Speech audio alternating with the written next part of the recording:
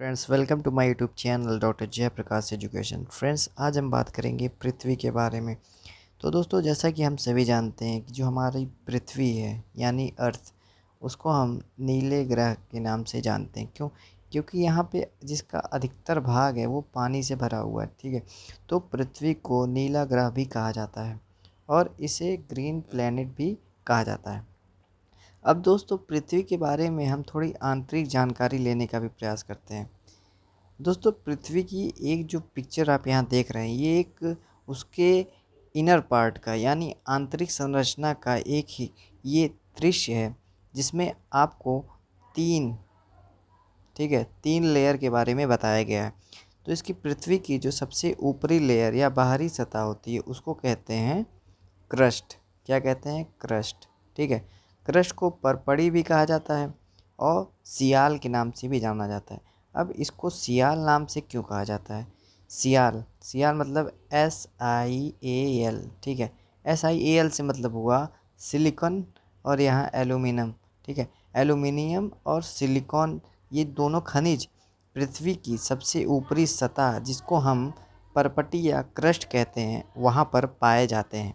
ठीक है, अब हम बात करते हैं पृथ्वी की दूसरी सतह की। ठीक है, उसकी दूसरी सतह कौन सी है? इस हिस्से, ठीक है, जो बीच में है, इसको कहते हैं मेंटल। मेंटल में 2 प्रकार के खनिज पाए जाते हैं। मेंटल में कौन कौन से पाए जाते हैं? सिलिकॉन और मैग्नीशियम। ठीक है, तो सिलिकॉन और मैग्नीशियम मेंटल में पाया जाता है। क्रस्ट में क्या पाया जाता है? क्रस्ट में एल्यूमिनियम और सिलिकॉन पाया जाता है। अब बात करते हैं हम पृथ्वी की निचली सतह की, जिसको हम कहते हैं कोर। ठीक है, तो ये दोस्तों पृथ्वी की सबसे निचली परत है या लेयर है, जिसको हम कोर कहते हैं। तो कोर में क्या पाया जाता है? कोर में दोस्तों पाया जाता है कोर में पाया जाता है नाइफ। NIFE। नाइफ मतलब क्या होता है? निकल और आयरन। तो पृथ्वी की सबसे निचली सतह है, उस पर पाया जाता है निकल और आयरन। ठीक, तो इन तीनों लेयर को आप जान चुके हैं, ये पहला, दूसरा और तीसरा। अब इन तीनों लेयर के बीच में एक एक जोड़े भी हैं, उन जोड़ों को भी आप समझिए। दोस्तों, जो क्रस्ट है, क्रस्ट और क्रस्ट के नीचे जो मेंटल है, इन दोनों के बीच में एक जोड़ा है, जिसको क्या कहते हैं? जिसको कहते हैं मोहो जोड़। अब सबसे नीचे है कोर। अब मेंटल और कोर के बीच में जो है, उसको क्या कहते हैं? उसको कहते हैं गोटनबर्ग असंबंधता। ये बहुत ही इम्पोर्टेंट है। ये मेंटल और क्रस्ट के बीच को मोहो कहते हैं, मेंटल और कोर के बीच को गोटनबर्ग कहते हैं। अब जो दोस्तों, एक चीज़ और आपको बता दूं, ये जो कोर होता है, कोर ये है, ये होता है बाहरी कोर, ये होता है इनर कोर। इन दोनों के बीच में भी एक असंबंधता है, जिसको हम कहते हैं लेहमैन असंबंधता। ठीक है, लेहमैन असंबंधता या जोड़ा। ठीक है, तो जोड़ों को आपने पढ़ लिया। ये क्रस्ट, ये मेंटल, ये कोर। ठीक है, तो इन दोनों के बीच के जोड़ों को भी आप जान चुके हैं। अब हम चलते हैं नीचे। दोस्तों, मैं आपको सब बता चुका हूँ क्रस्ट के बारे में, मेंटल के बारे में। ठीक है, अब देखिए मेंटल में, क्रस्ट में क्या क्या पाया जाता है? एल्यूमिनियम और सिलिकॉन। ठीक है, सिलिकॉन और एल्यूमिनियम। अब निचली भाग पे जब आइए, जब मेंटल पे आते हैं, तो यहाँ पर मैग्नीशियम और सिलिकॉन पाया जाता है। और दोस्तों, जो भूकंप जैसी जितनी भी घटनाएं घटती हैं, वो सभी मेंटल में ही घटित होती हैं। ठीक है, ज्वालामुखी, भूकंप, जितनी भी गड़बड़ियाँ होती हैं, वो सभी मेंटल में ही घटित होती हैं। अब देखिए नीचे दिया है कोर। कोर में तो हम सभी जानते हैं निकल और आयरन पाया जाता है। नाइफ नाम से आप इसको याद कर सकते हैं। अब नीचे आते हैं हम। नीचे वही पृथ्वी के जोड़ों के बारे में बताया गया है। मोह असंबंधता, जो कि मेंटल और क्रस्ट के बीच में पाई जाती है। ठीक है, परपड़ी और मेंटल के बीच में मोह। गटनबर्ग, मेंटल और कोर के बीच में। इसके अलावा जो लेह मैन असंबंधता है, ये जो आउटर कोर है और इनर कोर, इन दोनों के बीच में पाई जाती है। अब हम नीचे चलते हैं, पृथ्वी के तरंगों के बारे में जानते हैं। दोस्तों, 3 प्रकार की तरंगे होती हैं, PSL। पी तरंगे जो होती हैं, ये ठोस, द्रव, गैस, यानी सॉलिड, लिक्विड, गैस तीनों माध्यम में ये चल सकती हैं। यस द्रव्य, यस मतलब सॉलिड, सिर्फ ये ठोस में चल सकती हैं। एल मतलब होता है, एल मतलब क्या होता है, लैंड, आप समझ लीजिए ट्रिक से। ये धरातलीय तरंगों ने जो एल तरंग होती हैं इन्हीं को धरातलीय तरंग भी कहा जाता है।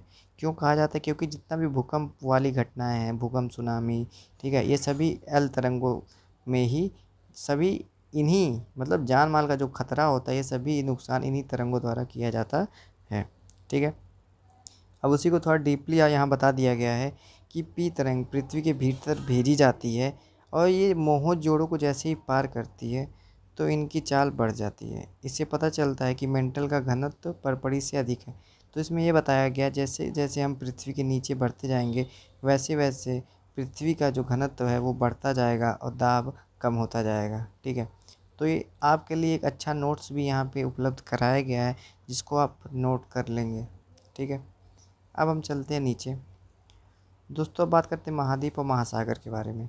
अब महाद्वीप के विस्थापन का सिद्धांत जिसको वेगनर ने दिया है, और प्लेट प्लेटेक्टॉनिक थ्योरी। ठीक है, यहाँ प्लेटेक्टॉनिक थ्योरी है और महाद्वीप।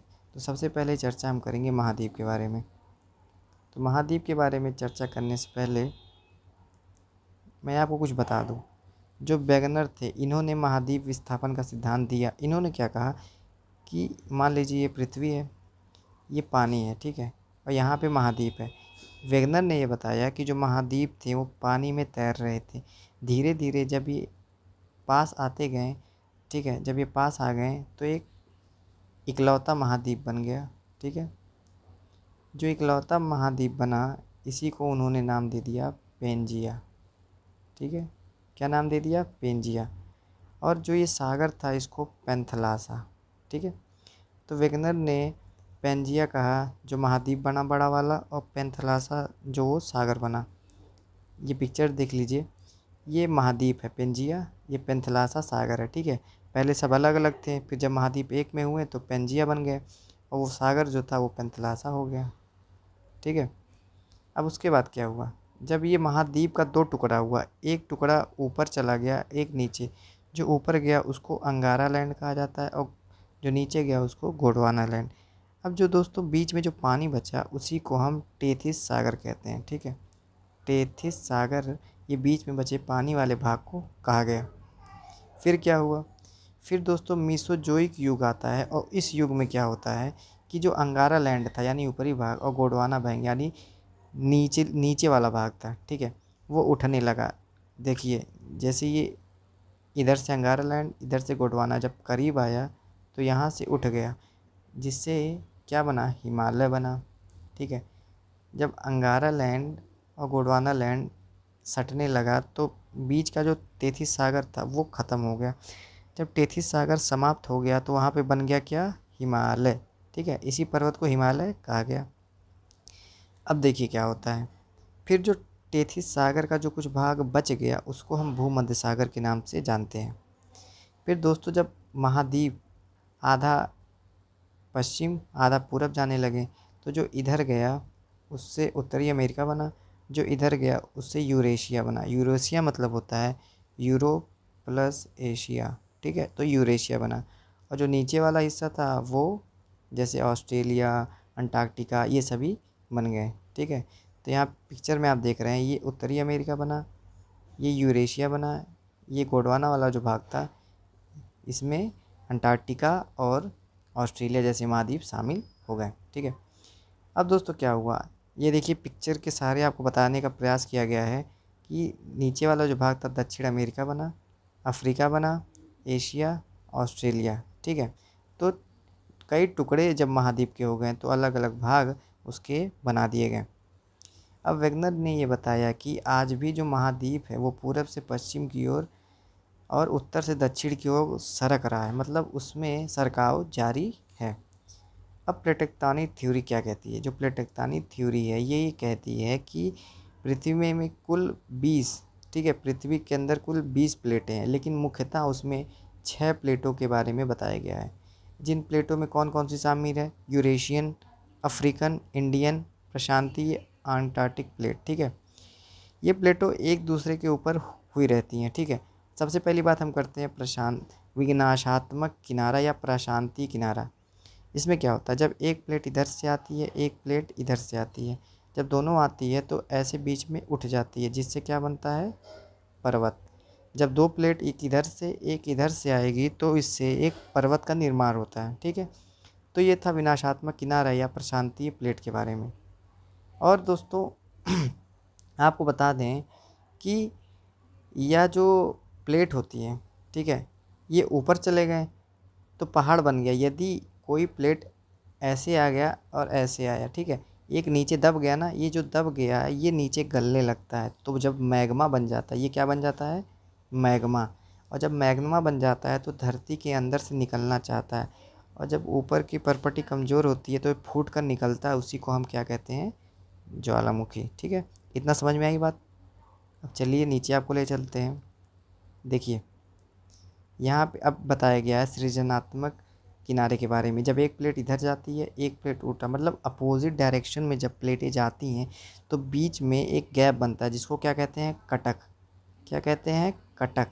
ठीक है, जब दो प्लेट अपोजिट साइड में भागने लगती हैं तो उससे कटक का निर्माण होता है, और ये कटक बहुत ही खतरनाक होता है। किसके लिए, जो जलीय परिवहन होते हैं, शिप होती हैं, उनके लिए बहुत ही खतरनाक होता है ये कटक। ये समुद्रों के अंदर एक गहरे खाई की तरह एक तरह से आपका ये बन जाता है। ठीक है, अब बात करते हैं संरक्षित किनारे के बारे में। इसमें क्या होता है, जब एक प्लेट इधर से आती है, एक प्लेट इधर से आती है, लेकिन दोनों आपस में रगड़ खा के निकल जाती है।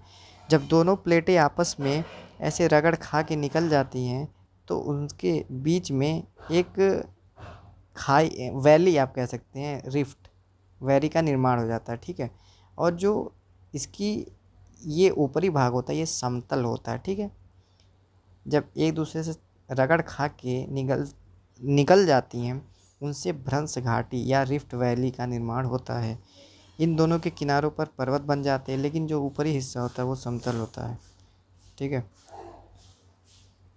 जैसे फ्रांस का जो वास रेंज पर्वत है और जर्मनी का काला पर्वत, उन दोनों के बीच में जो बन गया है, ये जो घाटी बनी है, इसको राइन नदी इसमें बहती है, और राइन नदी को कोयले की नदी भी कहा जाता है। और इसी राइन की तुलना दामोदर नदी से की जाती है, जो कि भारत में है, और ये प्रसिद्ध कोयला क्षेत्र रूर क्षेत्र इसी में पाया जाता है। ठीक है, अब आपको इतना कुछ समझा दिया गया है, आपको इस फिर से बता दूं। देखिए, जब दो प्लेटें रगड़ खा के निकली तो ऐसे किनारे किनारे पर पर्वत, और इधर ब्लैक माउंटेन, इधर वास रेंज बन जाती है, और बीच में राइन नदी बहती है जो कि जर्मनी की नदी है, और इसकी ही तुलना भारत की दामोदर नदी से की जाती है। ठीक है, अब उपरोक्त स्पष्ट है कि जो प्लेट टेक्टोनिक थ्योरी है वो वलित पर्वतों के निर्माण की थ्योरी है, भूकंप ज्वालामुखी की है। ठीक है, तो उम्मीद करता हूँ दोस्तों आपको सब समझ में आया होगा। यदि आपने हमारा चैनल सब्सक्राइब नहीं किया है तो प्लीज़ आप सबसे पहले हमारे चैनल को सब्सक्राइब कर दीजिए,